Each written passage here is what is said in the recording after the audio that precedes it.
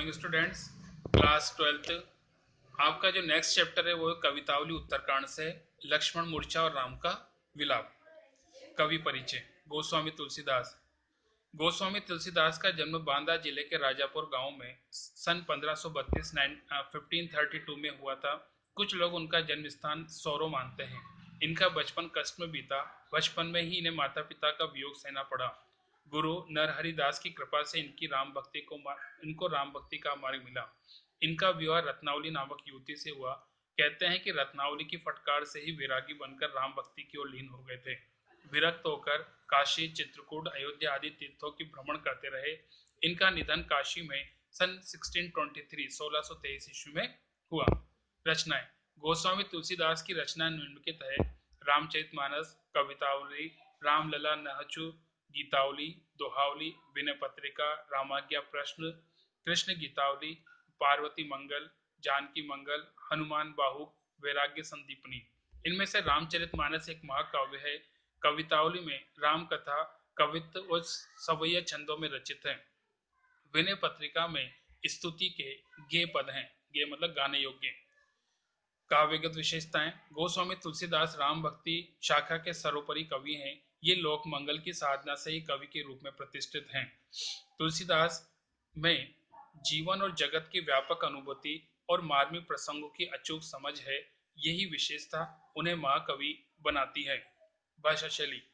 गोस्वामी तुलसीदास अपने समय की हिंदी क्षेत्र के प्रचलित सारे भावात्मक और काव्य भाषाई तत्वों का प्रतिनिधित्व करते हैं। उनमें भाषा, भाव, विचार, काव्य रूप, छंद और काव्य भाषा की बहुल समृद्धि मिलती है। ये अवधि और ब्रज भाषा की संस्कृति कथाओं में सीता, राम और राधा कृष्ण की कथाओं का साधिकार अपने अभिव्यक्ति का माध्यम बनाते हैं। उपमा अलंकार के क्षेत्र में जो प्रयोग विशिष्ट कालिदास की पहचान है, वही पहचान सांग रूपक के क्षेत्र में तुलसीदास जी की है। कविताओं का सार।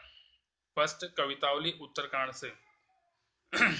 कवित्व में कवि ने पेट की आग को सबसे बड़ा बताया है। मनुष्य सारे काम इसी आग को बुझाने के उद्देश्य से करते हैं, चाहे वो व्यापार, खेती, नौकरी, नाच, गाना, चोरी, गुप्तचरी, सेवा, टहल, गुणगान, शिकार करना और जंगलों में घूमना हो। इस पेट की आग को बुझाने के लोग अपनी संतान तक को भी बेचने के लिए विवश हो जाते हैं।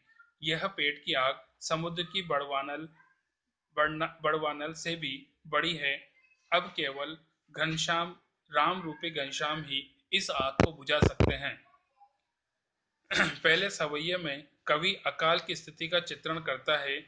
इस समय किसान खेती नहीं कर सकता, भिखारी को भीख नहीं मिलती, व्यापारी व्यापार नहीं कर पाता और नौकरी की चाह रखने वाले को नौकरी नहीं मिलती। लोगों के पास आजीविका का कोई साधन नहीं है। वे विवश है वेद पुराणों में कही और दुनिया में देखी बातों से। अब यह प्रतीत होता है कि अब तो भगवान राम की कृपा से ही कुशलता होगी।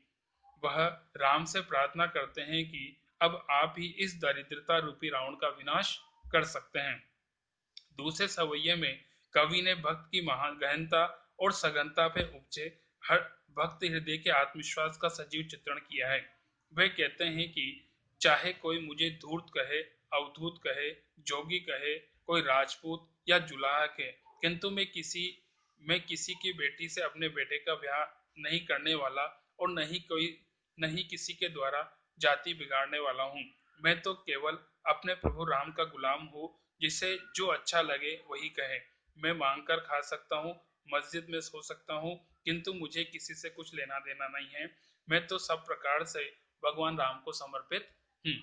सेकंड, लक्ष्मण मूर्छा और राम का विलाप। यह अंश रामचरितमानस के लंका कांड से लिया गया है।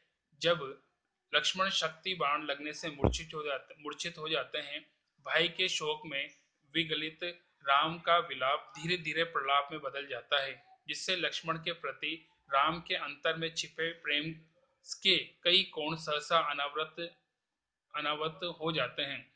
युद्ध में लक्ष्मण के मूर्छित होने पर राम की सेना में हाहाकार मच गया। सब वानर सेनापति इकट्ठे हुए और लक्ष्मण को बचाने का उपाय सोचने लगे। सुषेण वैद्य के परामर्श से हनुमान हिमालय से संजीवनी बूटी लेने के लिए चल पड़े। लक्ष्मण को गोद में लटाकर राम व्याकुलता से अनुमान की प्रतीक्षा करने लगे। आधी रात बीत जाने के बाद राम अत्यधिक व्याकुल हो गए। वे विलाप करने लगे कि तुम मुझे कभी भी दुख नहीं देते थे और मेरा दुख भी नहीं देख पाते थे। मेरे लिए तुमने वनवास स्वीकार किया। अब वह प्रेम मुझसे कौन करेगा? यदि तुम मेरे वियोग का यदि मुझे तुम्हारे वियोग का पता होता तो मैं तुम्हें कभी साथ नहीं लाता। संसार में सब कुछ दोबारा मिल सकता है, परंतु सहोदर भाई नहीं। तुम्हारे बिना मेरा जीवन पंख रहित पक्षी के समान है। अयोध्या जाकर मैं क्या जवाब दूंगा? लोग कहेंगे कि पत्नी के लिए भाई को गंवा आया। तुम्हारी माँ को मैं क्या जवाब दूंगा? तभी हनुमान संजीवनी बोतल लेकर आए। वैद्य ने दवा बनाकर लक्ष्मण को पिलाई और उनकी मूर्छा ठीक हो गई। राम ने उन्हें गले लगाया। वानर सेना में उल्लास आ गया। रावण को यह समाचार मिला तो उसने परेशान होकर कुंभकर्ण को उठाया। कुंभकर्ण ने जागने का कारण पूछा जगाने का कारण पूछा तो रावण ने सीता के हरण से युद्ध तक की सारी बात बताई और बड़े बड़े वीरों के मारे जाने की बात कही। कुंभकर्ण ने रावण को भला बुरा कहा और कहा कि तुमने साक्षात ईश्वर से वेर लिया है और अब तुम अपना कल्याण चाहते हो। राम साक्षात हरि और सीता जी जगदम्बा है। उनसे वेर लेना कभी कल्याणकारी नहीं हो सकता। बाकी नेक्स्ट